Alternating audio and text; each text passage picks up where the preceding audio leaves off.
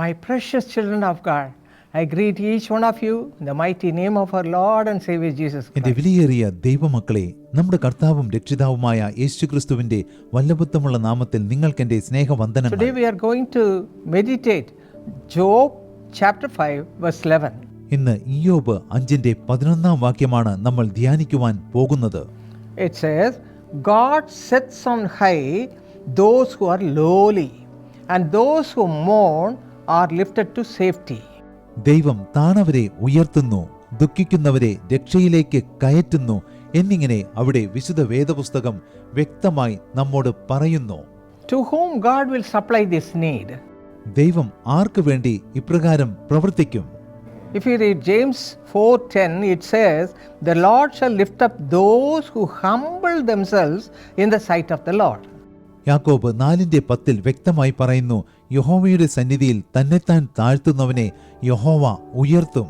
Humility is one of the characteristics of Jesus Christ. യേശുക്രിസ്തുവിന്റെ സ്വഭാവ സവിശേഷതകളിൽ ഒന്നാണ് താഴ്മ.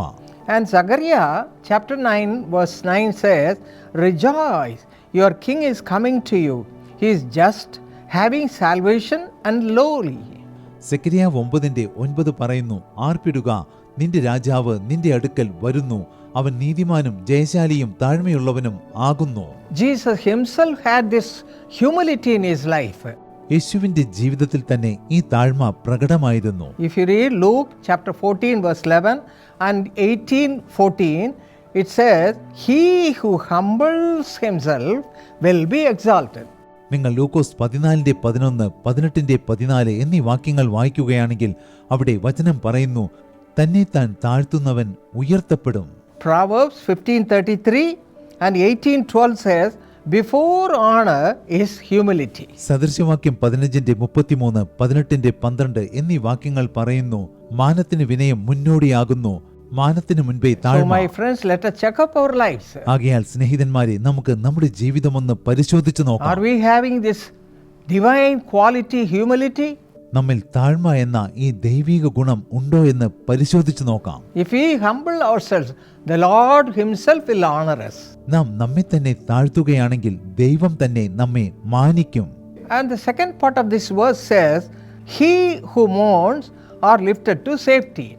ഈ വാക്യത്തിന്റെ രണ്ടാമത്തെ ഭാഗം ഇപ്രകാരം പറയുന്നു, അതെ, ദുഃഖിക്കുന്നവരെ രക്ഷയിലേക്ക് കയറ്റുന്നു.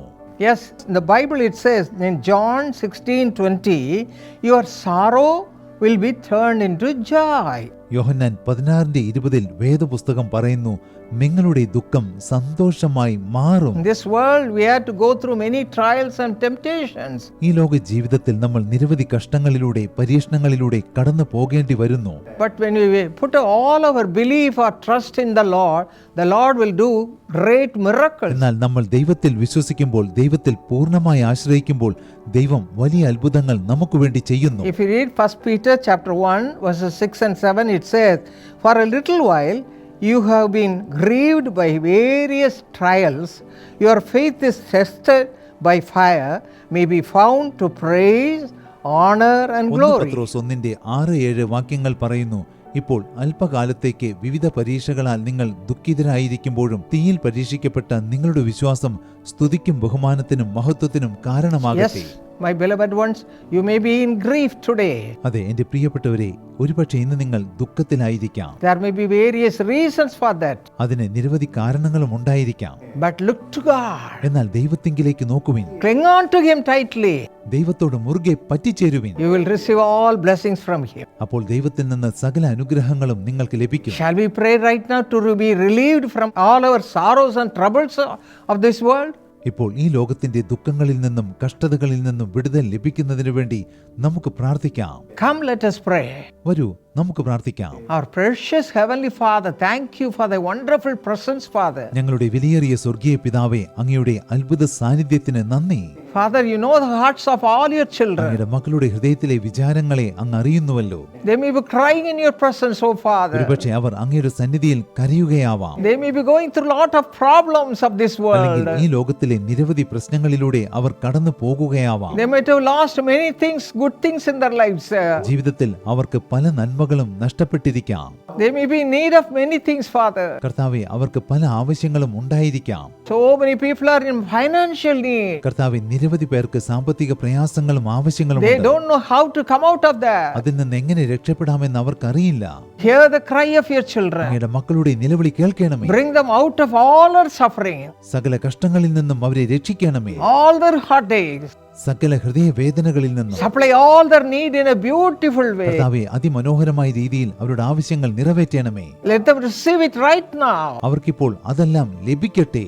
Bless them, Father. അവരെ അനുഗ്രഹിക്കണമേ. Give them all that they need. അവർക്ക് ആവശ്യമുള്ള സകലതും നൽകണമേ. Let them rejoice in you. അവർ അങ്ങിൽ ആനന്ദിക്കട്ടെ. In Jesus' name we pray. യേശുവിന്റെ നാമത്തിൽ ഞങ്ങൾ പ്രാർത്ഥിക്കുന്നു. Amen. ആമേൻ.